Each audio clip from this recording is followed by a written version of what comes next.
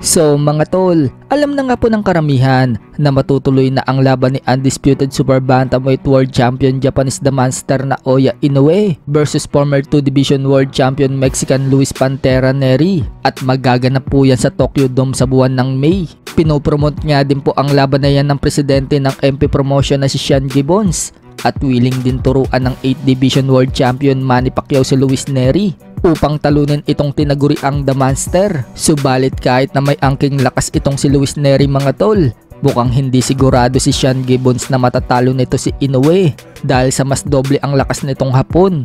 Kaya kahit suportado ang Team Pacquiao kay Luis Nery, gustong gusto pa din makuha nila muli ang Filipino hard hitter na si former 3 Division world champion Janrel Casimero, o kilala bilang Cuadro Alas, angas ng Pinas. Hindi pa rin kasi tumitigil si Sean Gibbons mga tol na kumbinsihin si Casimero na bumalik na ito sa MP Promotion upang makalaban na ni Casimero ang matagal niya nang inaasam-asam na laban kontra kay Inoue. Mukhang naniniwala si Sean Gibbons mga tol sa lakas at tibay ni Casimero na ito lang talaga ang makakatalo kay Inoue. Sa dami na kasing pinag-awayan ng dalawa, gusto pa din tulungan ni Gibbons itong si Casimero na makabalik ng MP Promotion. Paliwanag ni Gibbons mga tol, malayo na daw sa listahan si Casimero upang makaharap pa si Inoue dahil mandatory na daw ni Inoue itong si Luis Nery at Murodjon Akhmadaliev. Pero kung sakaling babalik daw si Casimero sa kanila, maibibigay daw ni Gibbons ang laban na hinahanap ni Casimero, at mukhang tatrabahuin talaga ng MP Promotion na mailagay agad si Casimero sa mandatory. Ipinakita nga po ni Gibbons ang power niya pagdating sa mga sanctioning bodies, kung saan umakyat sa ranking ang mga ilang Pinoy boxers na hawak ni Sean Gibbons. Katulad na lang ng manalo si Mark Magsayo sa laban na ito kontra kay Isaac Abilar noong nakaraang December, kung saan pinatulog ni Magsayo sa round 3 ang kalaban. Agad-agad nga pong napabilang si Magsayo sa ranking ng WBA, nilagay po siya sa rank number 7. At kahapon lang din mga tol, pasok na din po si Mark Magsayo sa IBF, kung saan pang number 11 spot na po siya ngayon. Maging nga pong si Marlon Tapales na natalo kay Inoue, nasa pang number 6 spot pa rin po siya sa IBF Super Bantam.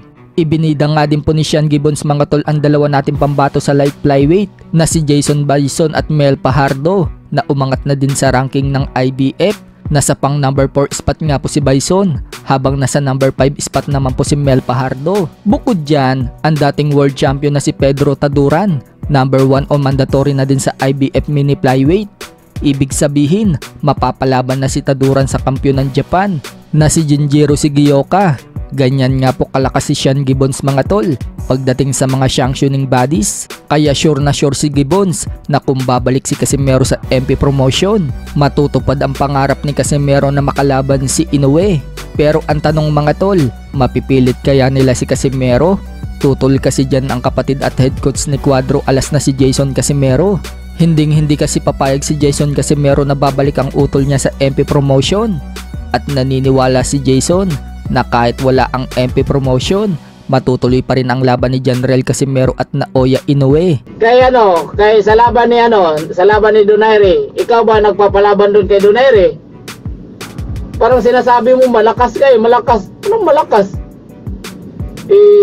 Parang kang business ka lang yung parang halimbawa may tinda ako, tapos parang ikaw lang yung yung naghahanap ng supplier or buyer. Ganon ka lang, hindi ka promoter. Buyer ka lang, naghahanap ka lang ng ng bumibili. Para ka kasing sino? Ang ipal mo naman, ipal ka lang talaga pag may makakita kang mga mga sikat-sikat sa boxing, nagpapa-picture ka lang kasi ipal ka. Wala ka namang ambag, tapos yun nga, pumupunta-punta pa sa gitna kasi magpa-picture. Puting itlog, asong puti, nakakita ka lang, nakaamoy ka lang ng pira sa Team Casimero, call out mo na.